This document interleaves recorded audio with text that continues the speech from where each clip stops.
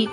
এবার ঈদের স্টাইলে একসাথে ফটোশ্যুট করলেন অভিনেত্রী তানজিন তিশা ও শবনম ইয়াসমিন বুবলি। গৌতম সাহার সঙ্গে কাজ শুরু করলেন আর এক অভিনেত্রী তানজিন তিশা।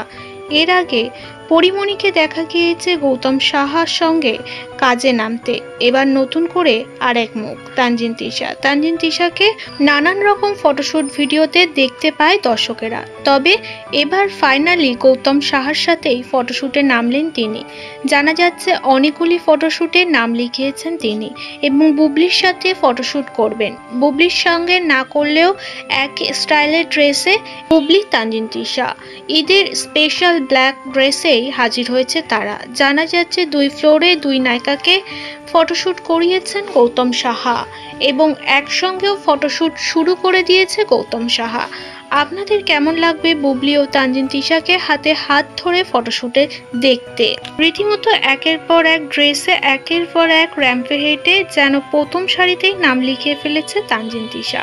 ছোট পর্দার এই অভিনেত্রী দিন দিন তার জায়গাটা বেশ ভালো করে নিচ্ছে ইন্ডাস্ট্রিতে, সে আর বুঝতে বাকি নেই কারোরই। তাই তো প্রথম সারির অভিনেত্রীদের সাথে এবার দেখা যাচ্ছে তাকেও।